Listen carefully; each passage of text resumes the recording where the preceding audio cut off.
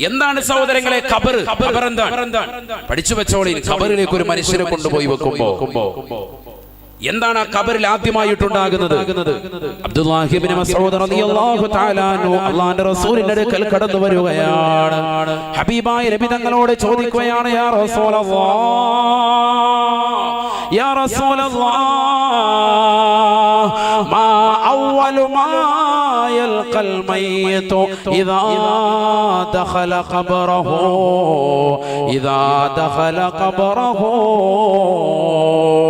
ഹബീബായ റസൂലുള്ളാഹി സ്വല്ലല്ലാഹു അലൈഹി വസല്ലമ തങ്ങളോട് ഇബ്നു മസ്ഊദ് റളിയല്ലാഹു തആല അൻഹു അല്ലാഹുവിന്റെ നബി തങ്ങളോട് ചോദിക്കുകയാണ്, നബിയേ, നബിയേ, ഒരു മനുഷ്യനെ കൊണ്ടുപോയി ഖബറിലേക്ക് വെച്ച് കഴിഞ്ഞാൽ ആദ്യമായ ഖബറിൽ സംഭവിക്കുന്നത്, ഖബറിൽ അവൻ കണ്ടുമുട്ടുന്നത് ആരെയാണ്? ആരെയായിരിക്കും ഖബറിൽ അവൻ കണ്ടുമുട്ടുക? ഒരു സഹാബിയുടെ ചോദ്യമായി. ആരെയാ കണ്ടുമുട്ടുക? നിങ്ങൾ പറയാ,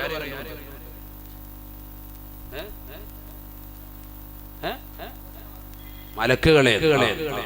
ശരി തന്നെയാണ്. നമുക്ക് അവിടെ പോകാൻ പറ്റുമോ? മലക്കുകൾ എന്ന് പറയാം. ഏത് മലക്കാണ്?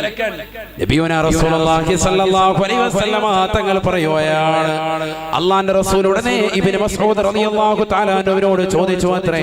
ഇബ്നു മസ്ഊദ് റളിയല്ലാഹു തആല അൻഹുവിനോട് അല്ലാഹുവിന്റെ റസൂൽ പറയുകയാണ്, മാ സഅലനി അൻഹു ഇല്ലാ അൻത യബ്ന മസ്ഊദ്.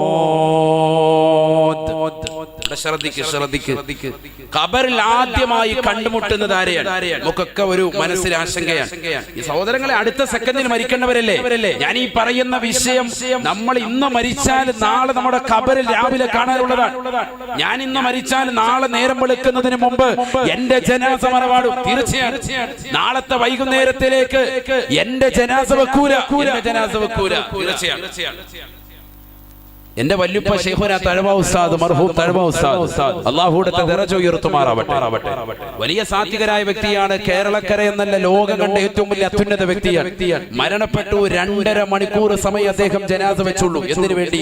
അദ്ദേഹം കുഴിച്ച് നേരത്തെ തന്നെ തയ്യാർ ചെയ്തു വെച്ച ആ ഖബറിലെ മണ്ണൊന്ന് നീക്കാൻ വേണ്ടി മാത്രമായിട്ടുള്ള സമയം. ആളെ വിളിച്ചു, അതൊന്ന് മണ്ണൊന്ന് മാറ്റി 2.5 മണിക്കൂർ കൊണ്ട് അടക്കി കഴിഞ്ഞു. മയ്യിത്ത് നിസ്കരിച്ച് അടക്കി കഴിഞ്ഞു. ലോകം കണ്ട ഒരു അത്യുന്നത പണ്ഡിതന്റെ ജനാസ കൊണ്ടുവന്ന് അടക്കിയത് നമ്മുടെ ഈ കരുനാഗപ്പള്ളിയിലെ കൊച്ചു കുറ്റിപ്പുറം, തഴവ കുറ്റിപ്പുറത്തുള്ള ഒരു മഖബറയുടെ കാര്യമാണ് ഞാൻ ഈ ഓർമ്മപ്പെടുത്തുന്നത്. അല്ലാഹു അദ്ദേഹത്തിന്റെ ദറജ ഉയർത്തുമാറാവട്ടെ. ഖബർ അല്ലാഹു സന്തോഷത്തിലാക്കുമാറാവട്ടെ. ചിന്തിച്ചു നോക്ക്. നേരത്തെ തന്നെ ഖബർ ജീവിതത്തിൽ തന്നെ തയ്യാർ ചെയ്തു വെച്ചതാണ്. അതിനുവേണ്ടി ഖബറിന്റെ മുകളിലിടുന്നതാകുന്ന സ്ലാബ്, ആ സ്ലാബ് വാർക്കുന്നതിന് വേണ്ടി തന്നെ അതിനുവേണ്ടിയുള്ള മെറ്റിൽ ഇറക്കിയിട്ട് ഓരോ മെറ്റിലും 11 ഖുൽ ഹുവല്ലാഹു അഹദ് എന്നുള്ള സൂറത്ത് ഓതി മന്ത്രിച്ചിട്ട് മാറ്റിയിട്ടു. എന്തിനു വേണ്ടി?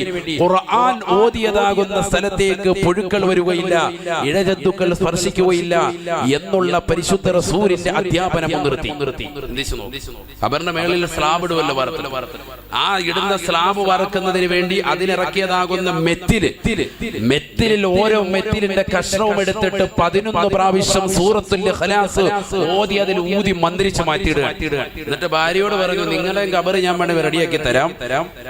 അദ്ദേഹത്തിന്റെ ഭാര്യയോട്, എന്റെ വല്ലുമ്മയോട് പറഞ്ഞു, നിങ്ങളുടെ ഖബർ ഞാൻ റെഡിയാക്കി തരാം. പക്ഷെ ഇതേപോലെ എന്ത് ചെയ്യണം? ഓരോ മെറ്റിലും എടുത്തിട്ട് 11 ഖുൽ ഹുവല്ലാഹു അഹദ് സൂറത്ത് വീതം ഊതി മാറ്റി. അങ്ങനെ രണ്ടുപേരും അങ്ങനെ ചെയ്തു. അവർക്ക് രണ്ടുപേരുടെയും ഖബറിനുള്ള സ്ലാബ് നേരത്തെ വാർത്ത് തയ്യാർ ചെയ്ത് മരണത്തിന് വേണ്ടി തയ്യാറെടുത്തു. രണ്ടുപേരും മരണപ്പെട്ടു. അല്ലാഹു അവരുടെ ഖബർ സന്തോഷത്തിലാക്കട്ടെ. അതിന് തൊട്ടുചാര തന്നെ എന്റെ മാമ ബഹുമാനപ്പെട്ട സഅദുദ്ദീൻ മൗലവി, അല്ലാഹു അദ്ദേഹത്തിന്റെ ദറജ ഉയർത്തി കൊടുക്കുമാറാവട്ടെ. നമ്മൾ മരണപ്പെട്ടു പോയ മുഴുവൻ ഖബർ അല്ലാഹു സന്തോഷത്തിലാക്കട്ടെ. ഈ സമയത്ത് നമ്മൾ അതൊക്കെ ഓർക്കേണ്ടവരാണ്. കാരണം നമ്മൾ പോയി കടക്കേണ്ടതാണ് ഖബർ. പ്രിയമുള്ള സഹോദരങ്ങളെ, ഞാൻ ഓർമ്മപ്പെടുത്തുന്നത് ഹബീബായ റസൂലുള്ളാഹി സ്വല്ലല്ലാഹു അലൈഹി വസല്ലമ തങ്ങളോട് ഇബ്നു മസ്ഊദ് റളിയല്ലാഹു തആല അൻഹു ചോദിക്കുന്നു, ആദ്യമായി ഖബറിൽ അഭിമുഖീകരിക്കേണ്ടത് ആരെയാണ്? മലക്കുകളെയാണെന്ന് നിങ്ങൾ പറഞ്ഞു. മലക്കുകളെയാണ്. പക്ഷേ ഏത് മലക്കാണ് ആദ്യം വരുന്നത്? പലരും കരുതിയിരിക്കുന്നത് ഖബറിൽ വരുന്നത് മുൻകർ നക്കീർ അലൈഹിസ്സലാം മാത്രമാണെന്നാണ്. പക്ഷേ നബിയുനാ റസൂലുള്ളാഹി സ്വല്ലല്ലാഹു അലൈഹി വസല്ലം തങ്ങൾ പറയുന്നു, ആദ്യമായി ഖബറിലേക്ക് വരുന്നത് മുൻകർ നക്കീർ അലൈഹിസ്സലാം അല്ല. ആദ്യമായി ഖബറിലേക്ക് വരുന്നതിനെ കുറിച്ച് നബി തങ്ങൾ പറയുന്നു, ആദ്യമായിട്ട് ആരാണ് വരുന്നത് എന്നോട് ചോദിച്ചതാകുന്നു ഇബ്നു മസ്ഊദേ മാ സഅലനി അൻഹു ഇല്ല അൻത ഇബ്നു മസ്ഊദ്. ആ ചോദ്യം എന്നോട് ചോദിച്ചത് നീ മാത്രമാണ്. ആദ്യമായിട്ട് എന്നോട് ചോദിച്ചത് നീ തന്നെയാണ്. അതുകൊണ്ട് ഞാനിതാ പറഞ്ഞു തരുന്നു എന്ന് പറഞ്ഞിട്ട് നബി സല്ലല്ലാഹു അലൈഹി വസല്ലം തങ്ങൾ പറഞ്ഞു കൊടുക്കാൻ ഹബീബായ റസൂലുള്ളാഹി സ്വല്ലല്ലാഹു അലൈഹി വസല്ലം തങ്ങൾ ഉറപ്പെടുത്തുകയാണ് അവ്വലു മാ യൽഖൽ മയ്യിതു ഇദാ ദഖല ഖബറഹു മലകുൻ ഇസ്മുഹു റൗമാൻ. ഹബീബായ റസൂലുള്ളാഹി സ്വല്ലല്ലാഹു അലൈഹി വസല്ലം തങ്ങൾ തന്റെ പ്രിയപ്പെട്ട അനുയായിക്ക് പഠിപ്പിച്ചു കൊടുക്കുകയാണ് ഇബ്നു മസ്ഊദേ ഈ ഹദീസ് ഇമാമിങ്ങൾ ഫതാവൽ ഹദീസിൽ രേഖപ്പെടുത്തുകയാണ്. ഇബ്നു ഹജറുൽ ഹൈതമി റഹ്മത്തുള്ളാഹി അലൈഹി രേഖപ്പെടുത്തുകയാണ്. അല്ലാഹുവിന്റെ റസൂൽ പറയുകയാണ് അവ്വലു മാ യദ്ഖുലുൽ മയ്യിതു ഇദാ ദഖല ഖബറഹു ഇസ്മുഹു റൗമാൻ. ഒരു മനുഷ്യനെ കൊണ്ടുപോയ ഖബറിൽ വെച്ച് കഴിഞ്ഞാൽ ആദ്യമായി ഖബറിലേക്ക് വരുന്നത് റൗമാൻ എന്ന മലക്കാണെന്ന് ഹബീബുനാ റസൂലുള്ളാഹി സ്വല്ലല്ലാഹു അലൈഹി വസല്ലം. ആദ്യം ആരാ വരിക? റൗമാൻ എന്ന മലക്ക്. ഇതൊക്കെ പഠിച്ചു വെച്ചോ. അല്ലാതെ ഇദ്ദേഹം ഒരാൾ വരുമ്പോഴത്തെ നിങ്ങളുടെ പേര് മുങ്കറാന്നോണം ചോദിക്കാൻ നിൽക്കണ്ട. റൗമാൻ എന്ന മലക്കായിരിക്കും ആദ്യമായി ഖബറിലേക്ക് കടന്നു വരിക. മുഹമ്മദുർ റസൂലുള്ളാഹി. ഹബീബായ റസൂലുള്ളാഹി സ്വല്ലല്ലാഹു അലൈഹി വസല്ലം തങ്ങൾ പറയുകയാണ് വല്ലാത്തൊരു കോലമാണ്, രൂപമാണ്, ഭാവമാണ് റൗമാൻ എന്ന മലക്കിനെന്ന് ഹബീബുനാ റസൂലുള്ളാഹി. ആ മലക്കിന്റെ ജോലി എന്താണ്? ആ മലക്ക് വന്നുകൊണ്ട് അവനോട് പറയുമത്രേ യാ അബ്ദല്ലാഹ്, അല്ലാഹുവിന്റെ അടിമയെ ഉക്തുബ് അമലക, നിന്റെ അമലിനെ നീ രേഖപ്പെടുത്തണേ. നിന്റെ അമൽ നീ രേഖപ്പെടുത്തണം. എല്ലാം രേഖപ്പെടുത്തണം. നന്മയും തിന്മയും സർവ്വതും രേഖപ്പെടുത്തണം. നന്മ മാത്രം പോരാ, തിന്മയും രേഖപ്പെടുത്തണം. നമുക്ക് നന്മയാണോ കൂടുതൽ തിന്മയാണോ ചിന്തിക്കും. അള്ളാഹു നമ്മളെ നന്മകൾ അധികരിച്ച കൂട്ടത്തിൽ അള്ളാഹു ഉൾപ്പെടുത്തുമാറാവട്ടെ. ആമീൻ പറ മനുഷ്യന്മാരെ. അള്ളാഹു നമ്മളെ ഉൾപ്പെടുത്തുമാറാവട്ടെ. ദുആ ചെയ്യുമ്പോൾ ആമീൻ പറയണം. പ്രത്യേകിച്ച് 40 പേര് കൂടുന്നിടത്ത് ഇജാബത്തുണ്ടെന്നാണ്. ഇതിപ്പോ എത്ര പേരുണ്ട്? അൽഹംദുലില്ലാഹ്. അതുകൊണ്ട് സ്വീകരിക്കപ്പെടും തീർച്ചയാണ്. ദുആ ചെയ്തിട്ടേ പിരിയാവുള്ളൂ ഇൻഷാ അല്ലാഹ്. ഇന്ന് ലാസ്റ്റ് സമാപന ദിവസം, നാളെ ഞായറാഴ്ചയാണ്. സുഖമായിട്ട് ഇതെല്ലാം കഴിഞ്ഞു പോയി ഒന്ന് വേണേ സുബഹി കഴിഞ്ഞിട്ട് ഉദയം കഴിഞ്ഞ് കുറച്ചു നേരം ഉറങ്ങുകയും ചെയ്യാം. അള്ളാഹു നമുക്ക് ആഫിയത്ത് തരട്ടെ. ഇതൊക്കെ നമ്മുടെ ജീവിതത്തിൽ വല്ലപ്പോഴും കിട്ടുള്ളൂ. ഇതുപോലൊരു സദസ്സ്. നമ്മൾ കളിതമാശ പറയില്ലല്ലോ, ഖുർആനും ഹദീസും ഓതിയല്ലേ പോകുന്നത്. അതുകൊണ്ട് ചിന്തിക്ക് നമ്മുടെ നന്മയിലേക്ക് നമ്മൾ മുതൽ കൂട്ടാൻ. ഹബീബായ റസൂലുള്ളാഹി സ്വല്ലല്ലാഹു അലൈഹി വസല്ലം തങ്ങൾ പറയുകയാണ് അവ്വലു മാ യൽഖൽ മയ്യിതു ഇദാ ദഖല ഖബറഹു മലകുൻ ഇസ്മുഹു റൗമാൻ. ഒരു മനുഷ്യനെ കൊണ്ടുപോയ ഖബറിൽ വെക്കുമ്പോ കരുനാഗപ്പള്ളിയിലുള്ള പ്രിയപ്പെട്ട സഹോദരി, നിന്റെ പള്ളിയുടെ 6 മണ്ണിന്റെ ഇരുട്ടറയിലേക്ക് വെച്ചിട്ട് കുടുംബാദികൾ മൂടുകല്ല് വെച്ചിട്ട് തിരിച്ചു പോകുമ്പോ അതാ ഖബറിലേക്ക് ആദ്യമായി കടന്നു വരുന്നത് റൗമാൻ എന്ന മലക്കാണെന്ന് ഹബീബുനാ റസൂലുള്ളാഹി. ആ മലക്ക് വന്നുകൊണ്ട് നിന്നോട് പറയുകയാണ് ഉക്തുബ് അമലക, നിന്റെ അമലെല്ലാം എഴുതണേ. മഹ്ശറയിലേക്കൊന്നുമല്ല, ഇപ്പൊ തന്നെ പരിപാടി തുടങ്ങാൻ.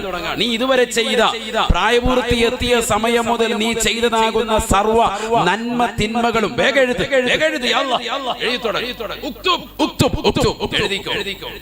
കൽപ്പന ക്രിയയാണ്. ഉക്തുബ്, വേഗം എഴുത്. അബ്ദുള്ള, അള്ളാന്റെ അടിമയെ വേഗം എഴുതാൻ പറയും. വല്ല പേനയുണ്ട, കടലാസുണ്ട്, ഒരു സംഭവം ഇല്ല. ഖബറിലല്ലേ ഇരിക്കല്ലേ. ഇപ്പൊ ഇവിടെ വെച്ചാണെങ്കിൽ നമ്മൾ എഴുതാൻ പേപ്പറും പേനയും നിങ്ങളുടെ നിന്ന് വാങ്ങി എഴുതാന്ന് പറയാം. ഖബറിനകത്ത് പോയി ഒറ്റയ്ക്ക് കിടക്കാണ്. എവിടെ പേനയും പേപ്പറും ഒന്നുമില്ല. ഖബറിൽ കിടക്കുന്നതാകുന്ന സഹോദരന്മാരെ വിളിച്ചു പറയും മാത്രേ യാ മലക്, അല്ലയോ മലക്കേ, യാ മലക് റൗമാൻ, അല്ലയോ റൗമാൻ എന്ന മലക്കേ, മമഈ ദവാതുൻ വലാ ഖിർതാസ്, എന്റെ കയ്യിൽ മഷിക്കുപ്പിയില്ല, എന്റെ കയ്യിൽ കടലാസില്ല, കടലാസില്ല. ഞാൻ എങ്ങനെയാണ് എഴുതുന്നത്? പേനയില്ലല്ലോ, കടലാസില്ലല്ലോ. അപ്പോഴാണ് ആ മലക്ക് വിളിച്ചു പറയുന്നത്. റഹ്മാൻ എന്ന മലക്ക് പറയുകയാണ്, കഫനുക ഖിർതാസുക വയസ്ബഉക ഖലമുക വമിദാദുക റീഖുക. നിന്റെ കഫൻ പുടയില്ലയോ? 3 തുണി കഫൻ പുട നിന്റെ പ്രിയപ്പെട്ട മക്കൾ നിനക്ക് വേണ്ടി നൽകിയില്ലയോ? ആകെ കൂടെ നീ ഖബറിലേക്ക് കൊണ്ടുവന്നിരിക്കുന്നത് കഫൻ തുണിയാണ്.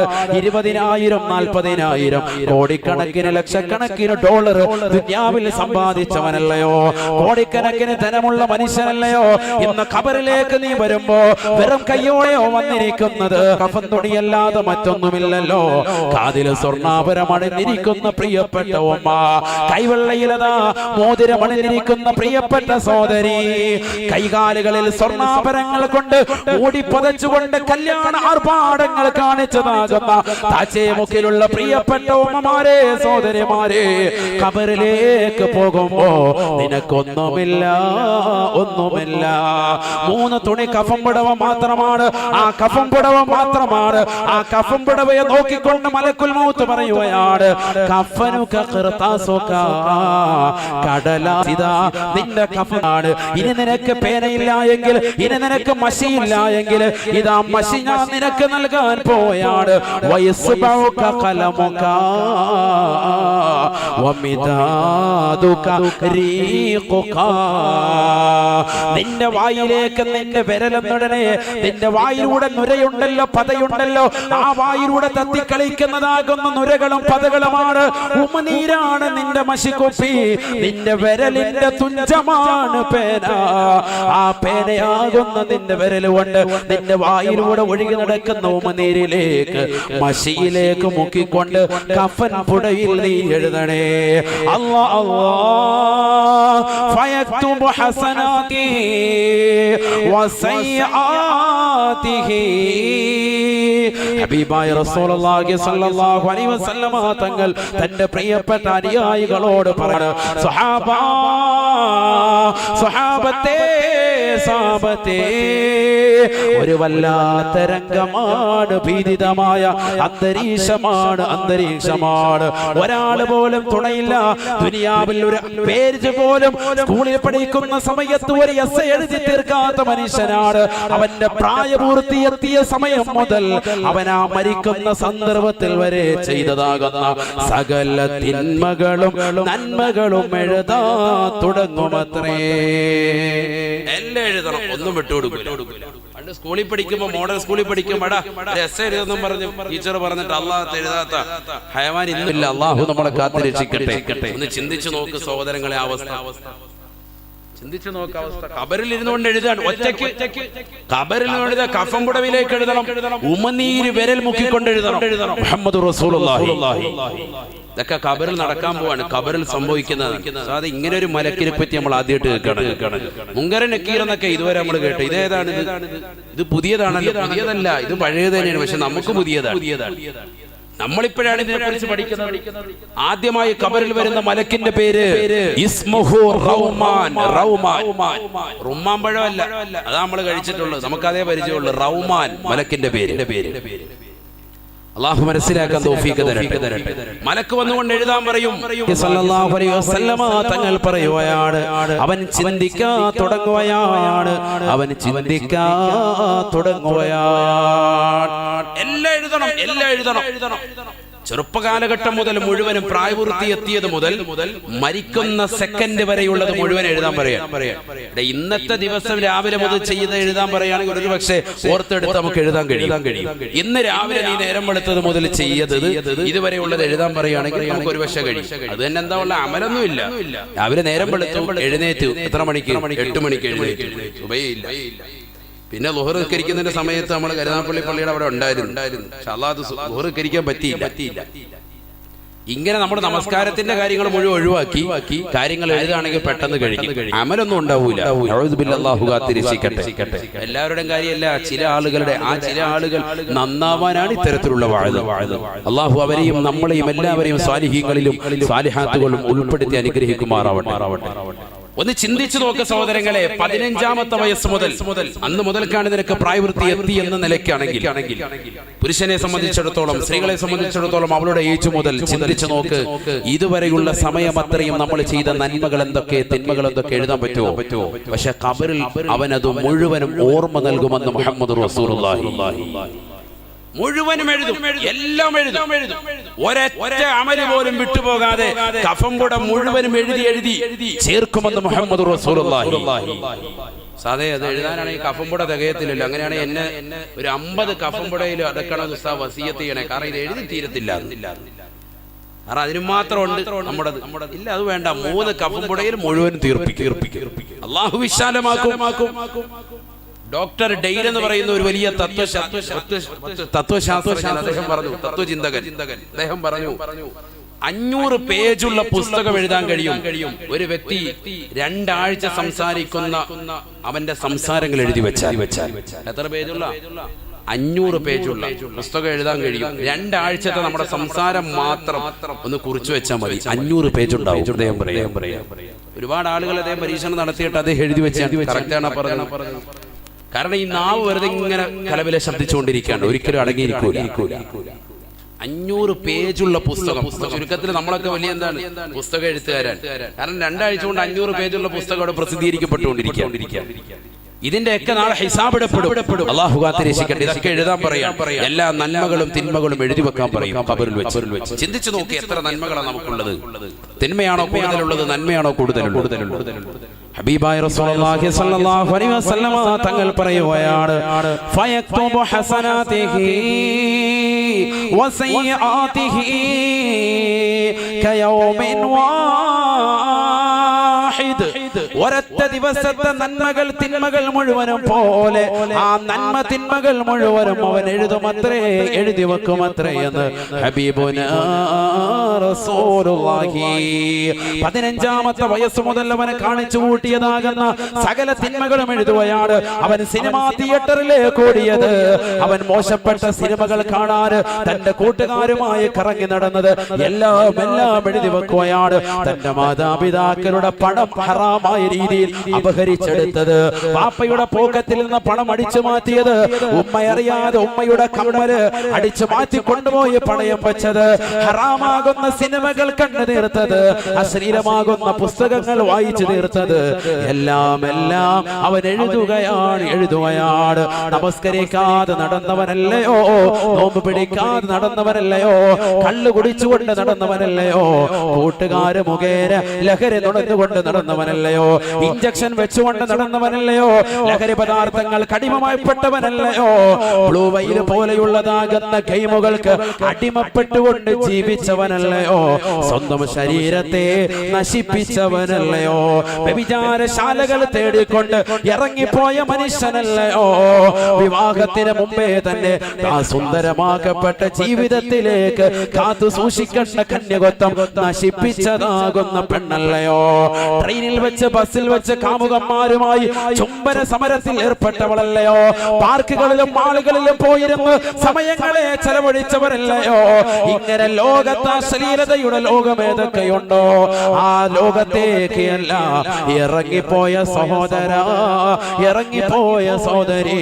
അന്ന് തിന്മകൾ മുഴുവനും ഒരു ഭാഗത്ത് രേഖപ്പെടുത്തുകയാണ്, മറുഭാഗത്ത് മുഴുവനും നിന്റെ നന്മകൾ രേഖപ്പെടുത്തുകയാണ്. നീ നമസ്കാരമുള്ളവനായിരുന്നെങ്കിൽ, നീ നോമ്പ് പിടിച്ചവനാണെങ്കിൽ, നീ സകാത്ത് കൊടുത്തവനാണെങ്കിൽ, നീ പാവങ്ങൾക്കറിയാതെ ഒരു കൈവറിയാതെ, ഇടത്തെ കൈയറിയാതെ വലത്തെ കൈകൊണ്ട് സ്വതക്ക നൽകിയവനാണെങ്കിൽ, നീ പരിശുദ്ധ കഅബാലയം കൺകുളിർക്ക് കാണാൻ സൗഭാഗ്യം കിട്ടിയവനാണെങ്കിൽ, പാവങ്ങൾക്ക് നിരാലംബർ കവലംബമായി നിരാശ്രയർക്ക് ആശ്രയത്വം കൊടുത്ത് നിന്റെ ജീവിതത്തെ ധന്യമാക്കാൻ നിനക്ക് കഴിഞ്ഞിട്ടുണ്ടെങ്കിൽ, ആ നന്മകൾ മുഴുവനും നീ മറുഭാഗത്ത് രേഖപ്പെടുത്തുമത്രേ ഒരൊറ്റ ദിവസം കൊണ്ടെന്ന് ഹബീബുനാ റസൂലുള്ളാഹി.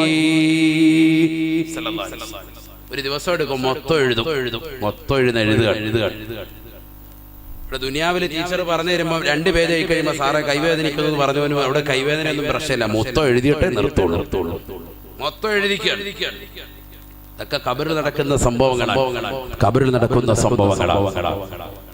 ഈ നന്മകൾ മുഴുവനും തിന്മകൾ മുഴുവനും എഴുതിയത് മുഴുവനും ചുരുട്ടാൻ പറയും. അവന്റെ കഫം മുഴുവൻ ചുരുട്ടെടുക്കാൻ പറയും. എന്നിട്ട് അവന്റെ തോളിലേക്ക് വെച്ച് കൊടുക്കും. ആര് പറയാ? ഹബീബ് റസൂലുള്ളാഹി. അതാണ് പരിശുദ്ധ ഖുർആൻ പറഞ്ഞത്. ഖുർആൻ നമ്മൾ ഓതണ്ടേ, പഠിക്കണ്ടേ? വകുൽ ഇൻസാൻ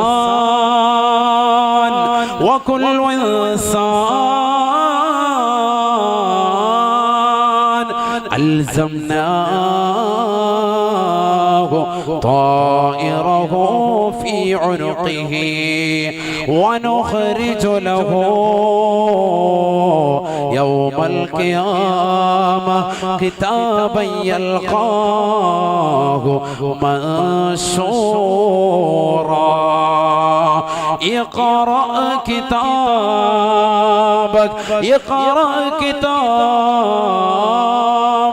كفى بنفسك عليك اليوم حسيبا. പരിശുദ്ധമായ ഖുർആനിലൂടെ അല്ലാഹു പറയുകയാണ്, ഖബറിൽ നടക്കുന്ന സംഭവങ്ങളെ കുറിച്ച് പറഞ്ഞിട്ട് അല്ലാഹുവിന്റെ റസൂൽ ഓതി കൊടുക്കുകയാണ്. വകുല്ലു ഇൻസാൻ, ഖബറിൽ കിടക്കുന്ന മനുഷ്യനോട് നന്മ തിന്മകൾ രേഖപ്പെടുത്താൻ റഹ്മാൻ എന്ന മലക്ക് വന്നുകൊണ്ട് പറയുമ്പോ അവന്റെ കഫംപുടയിലേക്ക് തന്റെ ഉമനീര് വിരൽ മുക്കിക്കൊണ്ട് എല്ലാ നന്മകളും എല്ലാ തിന്മകളും രേഖപ്പെടുത്തിയതാകുന്ന മനുഷ്യന് നാളെ മഹ്ശറിലേക്ക് വിളിയാളം വരുമ്പോ അവനെ മഹ്ശറിലേക്ക് കൊണ്ടുപോകുന്നത് അവന്റെ കഫംപുടി മുഴുവനും ചുരുട്ടി തോളത്ത് വെച്ചു കൊടുക്കുകയാണ്. നഗ്നനായിട്ട് പോവുകയാണ്, നഗ്നപാതകനായിട്ട് പോവുകയാണ്. ഇടാൻ ചെരുപ്പില്ല, ധരിക്കാൻ വസ്ത്രമില്ല, ഉടുതുണിക്ക് മറുതുണിയില്ലാതെ മഹ്ശറിലേക്ക് ഹുഫാതൻ ഉറാതൻ ഉറലാ യഹ്ശുറുൻ നാസ് ഹുഫാതൻ ഉറാതൻ ഉറലാ. നഗ്നപാതരായി നഗ്നവസ്ത്രരായി അവരതാ പടച്ച റബ്ബിന്റെ ദർബാറിലേക്ക് മഹ്ശറിലേക്ക് തെളിക്കുകയത്രേ. ആ സമയത്ത് അവന്റെ തോളത്തേക്ക് അവൻ ഖബറിൽ വെച്ച് എഴുതിയതാകുന്ന നന്മ തിന്മകളുടെ പാണ്ഡക്കെട്ടുകൾ എടുത്തു വെക്കുമെന്ന് പരിശുദ്ധ ഖുർആൻ. അതുമായി നാളെ പടച്ച റബ്ബിന്റെ ദർബാറിലേക്ക് എത്തുമ്പോ അവന്റെ കയ്യിലേക്ക് അല്ലാഹു കിതാബ് നൽകുകയാണ്.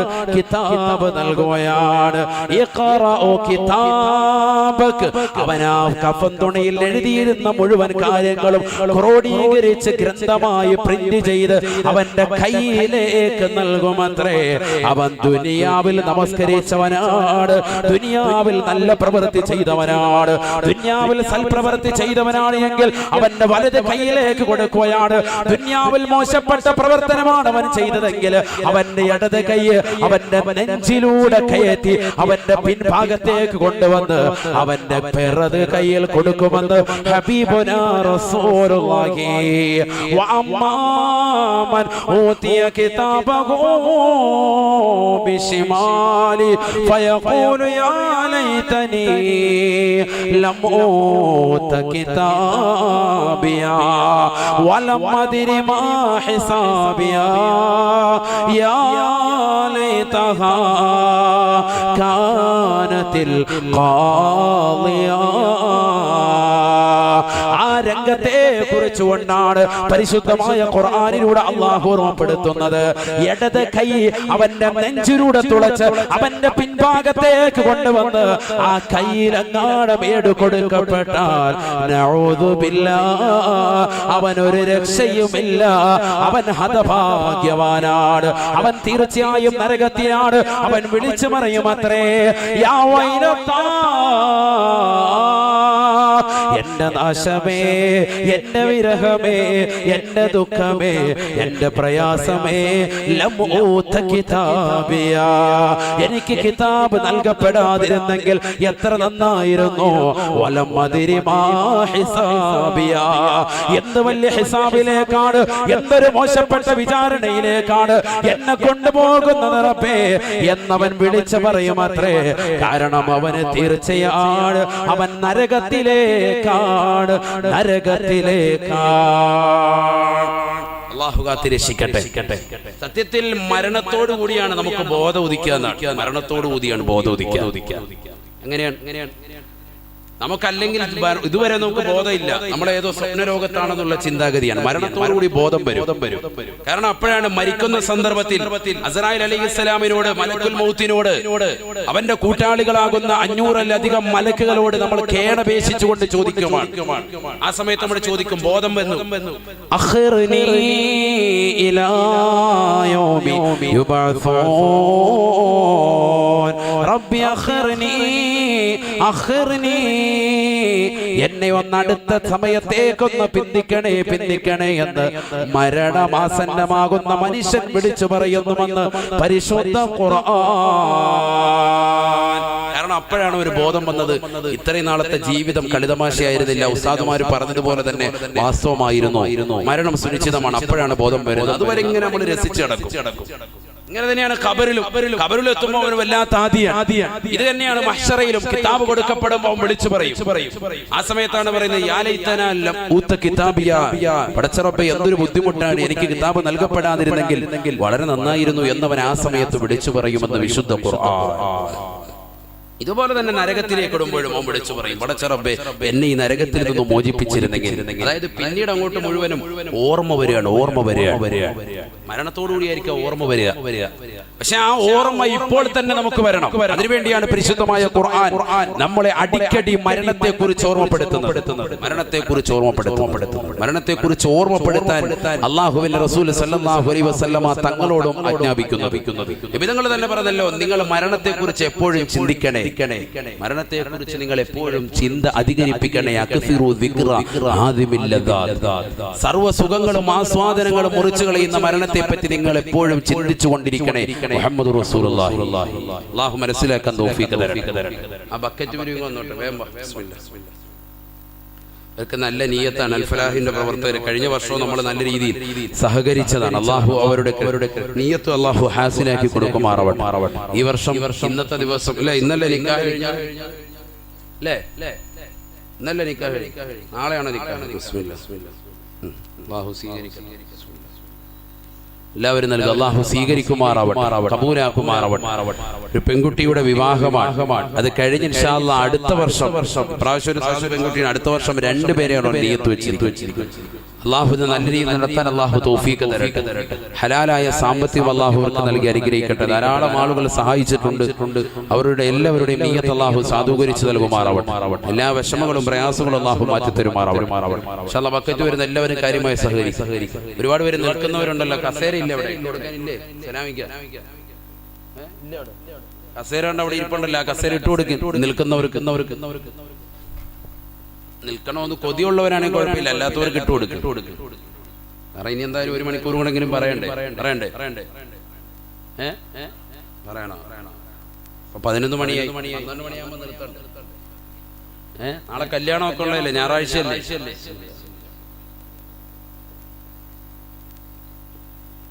അൽഹംദുലില്ലാഹ്. ദയവായിട്ട് എല്ലാവരും നല്ല രീതിയിൽ സഹകരിക്കും. അള്ളാഹു നമ്മൾ നൽകുന്ന സ്വതക്ക പരിപൂർണമായി അവൻ ഇഷ്ടപ്പെട്ട ദാനമായി കബൂലാക്കുമാറാവട്ടെ. നമ്മുടെ വിഷമങ്ങളും പ്രയാസങ്ങളും ഒക്കെ അള്ളാഹു മാറ്റി തരുമാറാവട്ടെ. ഖൈറും ബറക്കത്തും അള്ളാഹു ഏറ്റി നൽകി അനുഗ്രഹിക്കുമാറാവട്ടെ. നമ്മുടെ മക്കളെയൊക്കെ അള്ളാഹു സ്വാലിഹീങ്ങളിൽ, ആബിദീങ്ങളിൽ, ഹാഫിദീങ്ങളിൽ അള്ളാഹു ഉൾപ്പെടുത്തി അനുഗ്രഹിക്കുമാറാവട്ടെ. പാരത്രിക ലോകത്ത് അള്ളാഹു സന്തോഷം നൽകി അനുഗ്രഹിക്കട്ടെ. വിവാഹം നടക്കുന്ന പ്രിയപ്പെട്ട ദമ്പതികൾക്ക് അള്ളാഹു ഖൈറും ബറക്കത്തും നൽകി അനുഗ്രഹിക്കുമാറാവട്ടെ. അവരുടെ ജീവിതത്തിൽ അള്ളാഹു ബറക്കത്ത് നൽകുമാറാവട്ടെ. ശ്രദ്ധിക്കും, കുറച്ചു നേരം കൂടി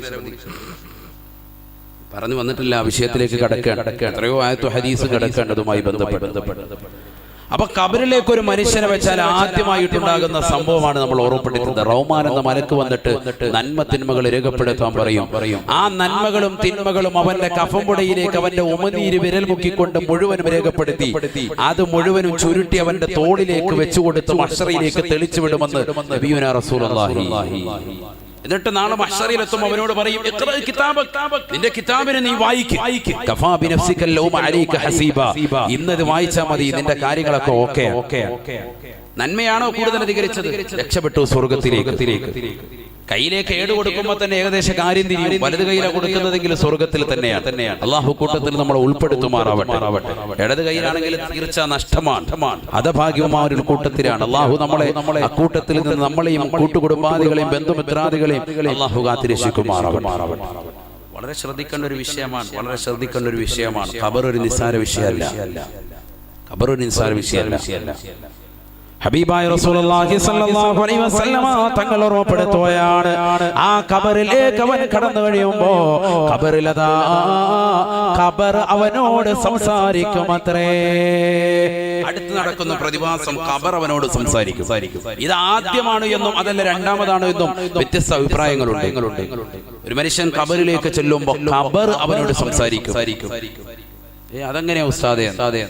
നമുക്ക് ഈ നാവിനെ സംസാരശേഷി ആരാ തന്നത്? അല്ലാഹുവാണ്. ഈ നാവ് പോലെ എത്ര അവയവങ്ങളുണ്ട് നമ്മുടെ കയ്യിലൊക്കെ. കൈ എന്താ സംസാരിക്കാത്തത്? ഈ കൈക്ക് നാളെ പടച്ചറബിന്റെ ദർബാറിൽ എത്തുമ്പോൾ സംസാരിക്കാനുള്ള ശേഷി കൊടുക്കും, അല്ലേ? അല്ലൗമ നഖ്തിമു അലാ അഫ്വാഹിഹിം വതുകല്ലിമുനാ അയ്ദീഹിം വതശ്ഹദു അർജുലുഹും ബിമാ കാനൂ യക്സിബൂൻ. സൂറത്ത് യാസീനിലില്ലേ?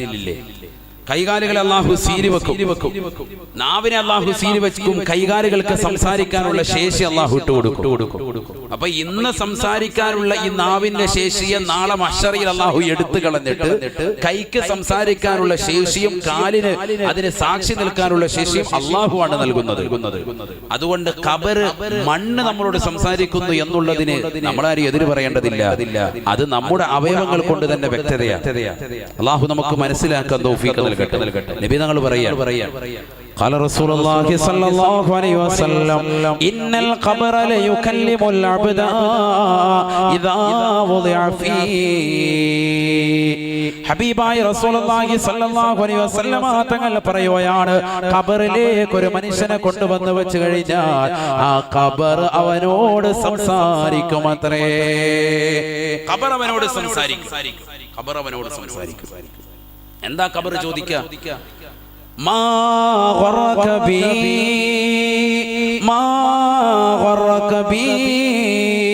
അന ബൈതുദ്ദൂദ് വഅന ബൈതുൽ വഹ്ശാ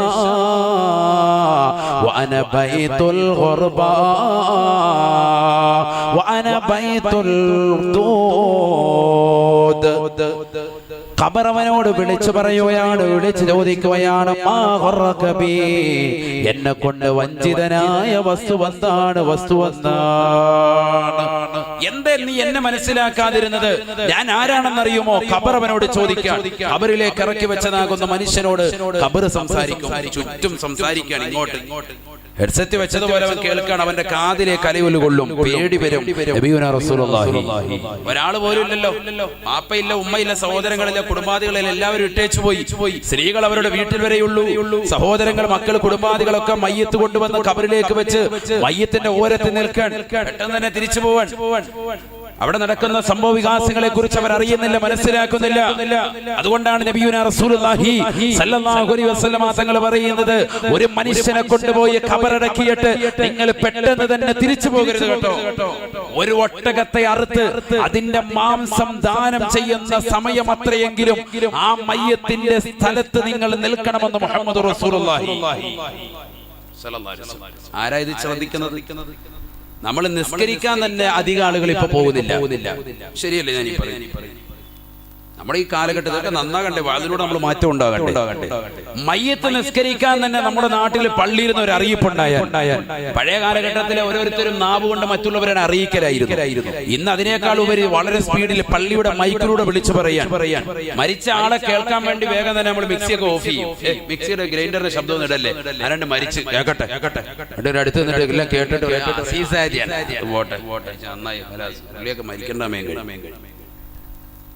ഇവിടെ വലിയ മിക്സി ഓഫ് ചെയ്ത് കുക്കറും ഒക്കെ ഓഫ് ചെയ്ത് നമ്മൾ ഒരു തള്ളാത്ത് ഇത് കേട്ട് കഴിയുമ്പോഴത്തേക്കും പള്ളിയിലോട്ട് പോകുന്നു. ഇത് കേട്ട് കഴിഞ്ഞപ്പോ പറയാ അങ്ങനെ മരിക്കേണ്ടതിന് കുഴപ്പമൊന്നുമില്ല. ഇനി പള്ളിയിലോട്ട് ആരെങ്കിലും പോകും, വീട്ടിലെത്തിയിട്ട് 1-2 പത്രം അവിടെ കിടപ്പുണ്ടെങ്കിൽ അങ്ങോട്ട് പോയിട്ട് ആ പത്രം എല്ലാം വായിച്ചുകൊണ്ട് തീർക്കും. റാഹത്തായി. ഇതിനു വേണ്ടിയാണ് മയ്യത്ത് വീട്ടിലേക്ക് എത്തുന്നത്. അല്ലാഹു കാത്തിരക്ഷിക്കട്ടെ. ആ പാവപ്പെട്ട സഹോദരന് കൊടുക്കേണ്ട ഒരു മഗ്ഫിറത്തിന്റെ, ഒരു പാപമോചനത്തിന്റെ ഒരു പ്രാർത്ഥന പോലും നടത്താതെ മുസ്ലിം സഹോദര സഹോദരിമാരെ മയ്യത്ത് വീട്ടിൽ കാണിച്ചു കൂട്ടുന്ന ആഭാസങ്ങളും കോലാഹലങ്ങളും എത്രയെത്ര മോശപ്പെട്ട പ്രവർത്തനങ്ങളാണ്. അല്ലാഹു കാത്തിരക്ഷിക്കട്ടെ. ഞാൻ അതിലേക്ക് കടക്കുന്നില്ല. അതുമായി ബന്ധപ്പെട്ടത് നൂറുകണക്കിനാണ്.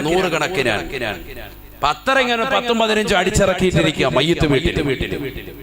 ധാരാ ഇത് പഠിപ്പിച്ചത്? ഏത് വാപ്പയാണ് ഇത് പഠിപ്പിച്ചത്? ഏത് ആലിമീങ്ങൾ അതിന് പിന്തുണയുണ്ടോ? ഏതെങ്കിലും സംഘടനകൾ അതിന് പിൻബലമുണ്ടോ? ഇതൊക്കെ ഓരോ നാട്ടിലെ പ്രവർത്തനമായി കൊണ്ടുവന്ന് അത് അംഗീകാരമുള്ളതായിട്ട് പ്രിയപ്പെട്ട സഹോദരങ്ങളുടെ, പ്രിയപ്പെട്ട മുസ്ലിം മക്കളുടെ വീടുകളുടെ അകത്തളങ്ങൾ പോലും ഇത്തരത്തിലെത്തിയില്ലേ? ആരാണ് ഇതിന് ഉത്തരവാദികൾ? സഹോദരങ്ങളെ ചിന്തിക്കും. പത്രം കൊണ്ടുവന്ന് ഇറക്കിയിരിക്കുക. വാപ്പ മരിച്ചോട്ടാ 10 പത്രം ഇറക്കിയേക്കുന്നു. രാവിലെ വിളിച്ചറിയ കാര്യമായിട്ട് വരുന്നവർക്ക് മുഴുവൻ പത്രം വായിച്ച് പിരിയാനുള്ള ഒരു അവസരമായി മയ്യത്ത് വീടുകൾ മാറിയിരിക്കുന്നു. അല്ലാഹു കാത്തിരക്ഷിക്കട്ടെ. എന്തിനാ അങ്ങനെ ഇടുന്നത്? ആ മകൻ റിട്ടയർഡ് SP, അത് വിവരമൊന്നും അതിനകത്ത് വന്നിട്ടുണ്ട്. ഇല്ല കളക്ടർ ആയിരുന്നു, ഇല്ല മകൻ റിട്ടയർഡ് അധ്യാപകനാണ്, ആ വാർത്ത അതിനകത്ത് വന്നിട്ടുണ്ട്. നമ്മുടെ അതിനകത്തുണ്ട് കേട്ടോ, മരുമോനെ അതിനകത്ത് നമ്മുടെ വാർത്തയുണ്ട്, നോക്കൂ. ഇതാ സംഭവം. എല്ലാവർക്കും പേരെടുക്കണം. അതിനുവേണ്ടിയുള്ള അതിനുവേണ്ടിയുള്ള മരണ വാർത്തകൾ ജനങ്ങൾ അറിയിക്കുക. മരിക്കുന്നതിന് മുമ്പ് തന്നെ മരിക്കാൻ പോകുന്ന വ്യക്തിയുടെ അഡ്രസ് മുഴുവൻ എഴുതി അദ്ദേഹത്തിന്റെ കുടുംബാദികളിൽ ലിസ്റ്റ് എഴുതി വെക്കുന്ന ആളുകൾ പത്രത്തിൽ കൊടുക്കാൻ. ഇതൊക്കെ ഇന്ന് സമുദായത്തിൽ നടക്കുന്നതാണ്. അഊദു ബില്ലാഹി, അല്ലാഹു കാത്തിരക്ഷിക്കട്ടെ. ചിന്തിച്ചു നോക്ക് സഹോദരങ്ങളെ. ഖബറിലേക്ക് ഒരു മനുഷ്യനെ കൊണ്ടുപോയി വെക്കുമ്പോൾ ആ ഖബറിൽ നടക്കുന്ന ഭീമാകാരമാകുന്ന രംഗങ്ങൾ ഓർത്തൊന്ന് കണ്ണീർ പൊഴിക്കാൻ, ഒന്ന് പൊട്ടിക്കരയാൻ, ഒരു സാലിഹാകുന്ന മയ്യിത്തായിട്ട് എനിക്കൊന്ന് മാറണമെന്ന് ചിന്തിക്കാൻ. എന്റെ പ്രിയപ്പെട്ട ഉമ്മ മരണപ്പെട്ടു പോയി, ആ ഉമ്മയോടൊപ്പം നാളെ പള്ളിക്കാട്ടിൽ 6 മണ്ണിന്റെ ഇരുട്ടറയിൽ ഞാനും പോയി കിടക്കേണ്ടതാണെന്നുള്ള ചിന്തയോടുകൂടി ഉമ്മയ്ക്ക് വേണ്ടി പരിശുദ്ധമാക്കപ്പെട്ട ഖുർആൻ ഓതി ഖത്മ ചെയ്തുകൊണ്ട് ഹദിയാക്കാൻ ഇന്ന് സാലിഹ്യങ്ങളാകുന്ന മക്കളില്ലാതെ പോകുന്ന കാലഘട്ടം. അഊദു ബില്ലാഹി, അല്ലാഹു നമ്മളെ കാത്തിരക്ഷിക്കട്ടെ. എവിടെ എത്തിയിരിക്കുന്നു സഹോദരങ്ങളെ? ആ ഖബറിലേക്ക് ചെല്ലുമ്പോൾ അവസ്ഥയാണ് പറയുന്നത്. ഖബർ വിളിച്ചു ചോദിക്കുക, ഖബർ സംസാരിക്കും. അന ബൈത്തുൽ വഅന ബൈത്തുൽ വഹ്ശാ വഅന ബൈത്തുൽ ഗുർബാ. ഞാനതാ പുഴുക്കളുടെ വീടാണ്, ഏകാന്തതയുടെ ഭവനമാണ്, ഒറ്റപ്പെടലിൻ്റെതാകുന്ന ദിവസമാണ്, ഒറ്റപ്പെടലിൻ്റെതാകുന്ന കുടിലാണ്, വീടാണ്. എന്നെ കുറിച്ച് നീ എന്താണ് കരുതിയത്? എന്നെ കുറിച്ച് നീ എന്താണ് വിചാരിച്ചത്? നീ എന്താണ് എന്നെ കുറിച്ച് മനസ്സിലാക്കിയത്? അന ബൈത്തുൽ ദൂത്, ഞാൻ പുഴുക്കളുടെ വീടാണ്. വഅന ബൈത്തുൽ വഹ്ശാ, ഞാൻ ഒറ്റപ്പെടലിന്റെ വീടാണ്. വഅന ബൈത്തുൽ ഗുർബാ, ഒരാൾ പോലും തുണയില്ലാത്തതാകുന്ന ഒറ്റയ്ക്ക് കഴിയേണ്ട ഭവനമാണ്. അതുകൊണ്ടല്ലേ ഉസ്മാൻ ഇബ്നു അഫ്ഫാൻ റളിയല്ലാഹു തആല അൻഹു ഖബറെന്ന് കേൾക്കുമ്പോൾ പൊട്ടിക്കരയുന്നത്? ഉസ്മാൻ ഇബ്നു അഫ്ഫാൻ തങ്ങളോട് ചോദിക്കപ്പെട്ടു പോയി, മായുബകീക യാ ഉസ്മാൻ, എന്തിനാണ് ഉസ്മാനെ നിങ്ങൾ ഖബർ കാണുമ്പോൾ കരയുന്നത്, ഖബർ കേൾക്കുമ്പോൾ കരയുന്നത്?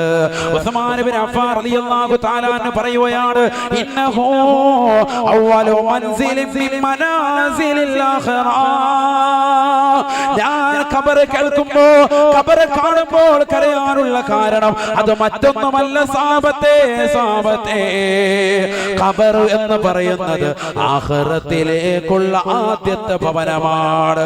ഫൈൻ തൻജു മിൻഹാ തൻജു മിൻ ദി അളീമതി വഇല്ലാ ഫൈനി ലാ ഖാലൂക നാജിയാ. ഉസ്മാൻ ഇബ്നു അഫ്ഫാൻ റളിയല്ലാഹു തആല അൻഹു ഖബറിന്റെ സമീപത്ത് എത്തിയിട്ട് പൊട്ടിക്കരഞ്ഞുകൊണ്ട് ഖബറാളികളോട് വിളിച്ചു പറയുമായിരുന്നു അത്രേ. അദ്ദേഹം വിളിച്ചു പറയുമായിരുന്നു അത്രേ, ഫൈൻ തൻജു മിൻഹാ തൻജു മിൻ ദി അളീമതി വഇല്ലാ ഫൈനി ലാ ഖാലൂക നാജിയാ. അല്ലയോ പ്രിയപ്പെട്ട സഹോദര, ഖബറിൽ കിടക്കുന്ന സഹോദരി, ഈ ഖബറിൽ നിന്ന് നീ രക്ഷപ്പെട്ടു കഴിഞ്ഞാൽ നീ എല്ലാ പ്രശ്നങ്ങളിൽ നിന്നും, എല്ലാ പ്രയാസങ്ങളിൽ നിന്നും നീ രക്ഷപ്പെട്ടവനാണ്. വൈലാ, ഈ ഖബറിൽ നിന്ന് നീ രക്ഷ പ്രാപിച്ചില്ല എങ്കിൽ നിന്നെ ഒരിക്കലും രക്ഷപ്പെട്ടവനായി ഞാൻ വിചാരിക്കുക വിജാരിക്കുകയില്ല. ഈ ഖബറിൽ നീ രക്ഷപ്പെട്ടാൽ നീ മഹ്ശറിൽ രക്ഷപ്പെട്ടവനാണ്. ഈ ഖബറിൽ നീ രക്ഷപ്പെട്ടാൽ സിറാത്തിൽ രക്ഷപ്പെട്ടവനാണ്. ഈ ഖബറിൽ നീ രക്ഷപ്പെട്ടാൽ നാളെ മീസാൻ എന്ന ത്രാസിൽ നന്മ തിന്മകൾ തൂക്കുന്ന സമയത്തും രക്ഷപ്പെട്ടവനാണ്. വഇല്ല ഫഇന്നി ലഅഖാലുക നാജിയാ. ഇല്ല ഇല്ല, നീ ഖബറിൽ നിന്ന് രക്ഷപ്പെട്ടില്ല എങ്കിൽ ഖബറിന്റെ ഇടുക്കത്തിൽ നിന്ന്, അതിന്റെ ഞെരുക്കത്തിൽ നിന്ന്, അതിന്റെ പ്രയാസത്തിൽ നിന്ന്, അതിന്റെ നൊമ്പരത്തിൽ നിന്ന്, അതിന്റെ വിഷമത്തിൽ നിന്ന്, അതിന്റെ ദുഃഖത്തിൽ നിന്ന്, അതിന്റെ വിരഹത്തിൽ നിന്ന്, അതിന്റെ ചോദ്യോത്തരങ്ങളിൽ നിന്ന് നീ രക്ഷപ്പെട്ടില്ല എങ്കിൽ ഫഇന്നി ലഅഖാലുക നാജിയാ. നിന്നെ ഒരിക്കലും രക്ഷപ്പെട്ടവനായി ഞാൻ വിചാരിക്കുകയില്ല. ബഹുമാനപ്പെട്ട ഉസ്മാൻ ഇബ്നു അഫ്ഫാൻ റളിയല്ലാഹു അൻഹു മാനവരുകൾ ഖബറിനടുക്കൽ എത്തിയിട്ട് ഇത് പാടുമായിരുന്നു. ഖബറെന്നു കേട്ടാൽ തൽക്ഷണം നേടേണ്ടതാ, കണ്ടാലുടൻ വാ വിട്ടു നീ കരയേണ്ടതാ. മേടയ്ക്ക് പകരം മാളമാ സുബ്ഹാന, മേടയ്ക്ക് പകരം മാളമാ സുബ്ഹാന. റബ്ബി അതിൽ കിടക്കേണ്ടതാണ് സമാന. തഴവ ഉസ്താദ് അല്ലാഹു അടുത്ത ദറജ ഉയർത്തുമാറാവട്ടെ. ഈ അൽമവാഹിബുൽ ജലിയ വീട്ടിലുള്ളവരെന്ന് കൈവക്കിക്കേ, ഒന്ന് കൈവക്കിക്കേ. അൽഹംദുലില്ലാ അൽഹംദുലില്ലാ, അല്ലാഹു ഖബൂലാക്കട്ടെ, സ്വീകരിക്കട്ടെ. അതൊക്കെ എല്ലാ വീട്ടിലും വേണ്ടതാണ്. മലബാർ ദേശത്ത് നിന്ന് അവരുടെ നിന്ന് കൈവക്കാൻ പറഞ്ഞിട്ട് മുഴുവൻ ആളുകളും, ഒരാൾ പോലും ഇല്ല, വെറുതെ അല്ല, അവരൊക്കെ മുഴുവൻ ആളുകളെ വീട്ടിലോട്ട്. അതിൽ ഒന്ന് രണ്ട് ആളുകൾ ദുആ ചെയ്യുന്ന സന്ദർഭത്തിൽ അവര് പേപ്പറിൽ എഴുതി എന്നോട് പറഞ്ഞു, ഉസ്താദേ എന്റെ ഉമ്മാക്കും എന്റെ വാപ്പാക്കും ഒക്കെ ഖാസായി സ്വന്തമായിട്ടതുണ്ടായിരുന്നു. ഖുർആൻ പോലെ അവരൊരു നിധിയായി കാത്തു സൂക്ഷിച്ചിരുന്നു അൽ മവാഹിബുൽ ജലിയ. കരുനാഗപ്പള്ളിക്കാരുടെ ദേശത്ത് നമുക്ക് നിർബന്ധമായിട്ടും വേണ്ട ഒരു സാധനമാണ്. ഞാനതിന്റെ ഹോൾസെയിൽ കച്ചവടക്കാരനൊന്നും അല്ല, എനിക്കതുമായി ബന്ധവുമില്ല. വല്യുപ്പ അത് രചിച്ചതാണ്, അതാണ് എന്റെ ഏറ്റവും വലിയ ബന്ധം. പക്ഷെ ലോകത്തുള്ള മുഴുവൻ ആലിമീങ്ങളും അത് ഏറ്റെടുത്തു പോയി, സാധാരണക്കാരും അത് ഏറ്റെടുത്തിട്ടുണ്ട്. ഒരുപാട് ഉമ്മമാരുടെ ഹൃദയത്തിൽ അത് വലിയ പാഠമാണ്. ഇന്നും ഈ രണ്ട് ഈരടികൾ കേൾക്കാത്ത ഒരു വീടുമില്ല എന്നർത്ഥം. ഇത് പറയാത്ത ഒരു കരുനാഗപ്പള്ളിക്കാരനുമില്ല. ഇതറിയാത്തവരില്ല, എല്ലാവർക്കും മനപ്പാടമാണ്. ഇല്ല, മനപ്പാടമില്ലേ? ഒന്ന് പാടിക്കുക എല്ലാവരും. ഖബറെന്നു കേട്ടാൽ തൽക്ഷണം നേടേണ്ടതാ, കണ്ടാലുടൻ വാ വിട്ടു നീ കരയേണ്ടതാ.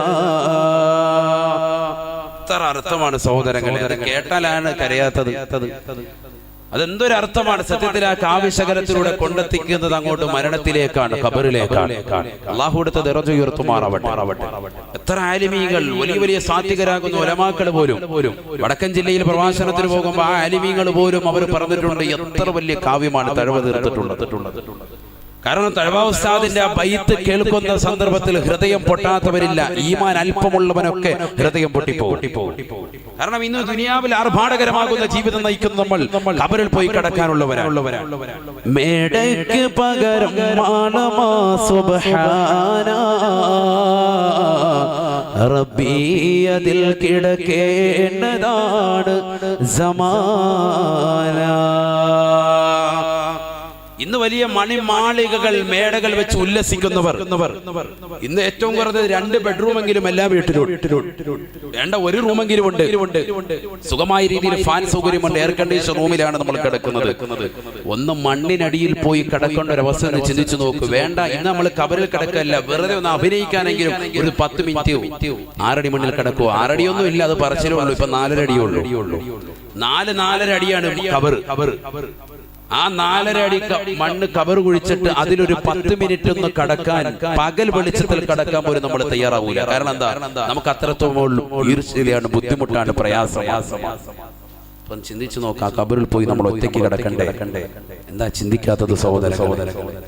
എന്താ ചിന്തിക്കാത്തത്? നമ്മൾ എന്താ ചെയ്തിട്ടുള്ളത്? നന്മ അതൊരു മാളമല്ലേ, ഖബറല്ലേ, ഒരു കൂരിരുട്ടല്ലേ, ഇരുട്ടല്ലേ. 10 മിനിറ്റ് ഒരു കരണ്ട് പോയി കഴിഞ്ഞാൽ നമ്മൾ ഉടനെ ആൾക്കാരെ വീട്ടിലോട്ട് നോക്കും. കരണ്ട് പോയി, അവിടെയും പോയിട്ടുണ്ടെങ്കിൽ അൽഹംദുലില്ലാഹ് റാഹത്താണ്, കുഴപ്പമില്ല. ഇങ്ങനെയാണ് നമ്മുടെ ഒരു ശൈലി, കേരളീയ ശൈലി. എങ്ങനെയാ കരണ്ട് പോയ ഉടനെ മക്കളോട് ഒരു മക്കളുടെ അപ്പുറത്ത് പോയിട്ടുണ്ടോ എന്ന് നോക്കും. അപ്പൊ പറയും ഉമ്മ അപ്പുറത്ത് പോയിട്ടുണ്ടെന്ന് പറയുകയാണെങ്കിൽ റാഹത്ത്, അൽഹംദുലില്ലാഹ്, കുഴപ്പമില്ല. പിന്നെ 5 ദിവസം കരണ്ട് ഇല്ലേലും കുഴപ്പമില്ല. അങ്ങനെ അപ്പുറത്തുണ്ടെന്ന് പറഞ്ഞാൽ അള്ളാഹു പടച്ചവനെ നമ്മുടെ വീട്ടിൽ എന്ത് പറ്റിയടാ, കരണ്ട് ബില്ല് അടച്ചില്ലടാ മോനെ എന്ന് ചോദിച്ചു ബഹളോ. അത് പൊതുവെ നമ്മുടെ ഒരു ശൈലി. ഖബറിനകത്തേക്ക് വരുമ്പോ ഇരുട്ടാണ്. ആ ഖബറിൽ എന്താണ് നമ്മൾ വെളിച്ചമായി കൊണ്ടുപോയിട്ടുള്ളത്? ബഹുമാനപ്പെട്ട അബൂ ദർ അൽ ഗിഫാരി റളിയല്ലാഹു തആല അൻഹു ഹബീബായ റസൂലുള്ളാഹി സ്വല്ലല്ലാഹു അലൈഹി വസല്ലമ തങ്ങളോട് ചോദിക്കുകയാണ്, യാ റസൂലല്ലാഹ് ഔസിനി, അല്ലാഹുവിന്റെ റസൂലേ എനിക്കൊന്ന് ഉപദേശം നൽകണേ, എനിക്കൊരു വസിയത്ത് നൽകണേ എന്ന് ലോകത്തിന്റെ നായകനോട് ബഹുമാനപ്പെട്ട അബൂ ദർ അൽ ഗിഫാരി തങ്ങൾ ചോദിക്കുമ്പോൾ ഹബീബായ നബി തങ്ങൾ പറയുകയാണ്,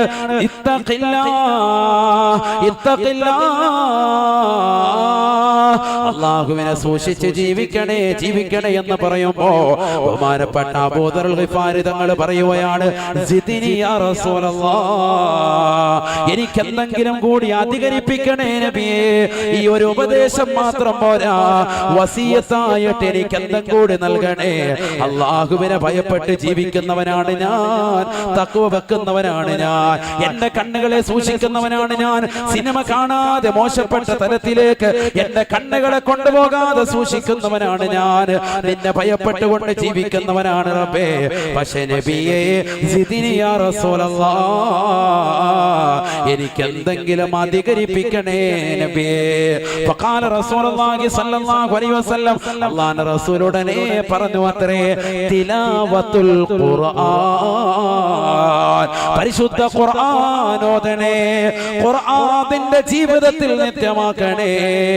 തഖ്വ പറഞ്ഞതിന് ശേഷം അല്ലാഹുവിന്റെ റസൂൽ പിന്നീട് പറയുന്നത്, അലൈക ബിതിലാവത്തിൽ ഖുർആൻ, പരിശുദ്ധമായ ഖുർആനിൽ 6666 ആയത്തുകൾ അത് ഹൃദയസ്ഥമാക്കാൻ നീ തുനിയണേ.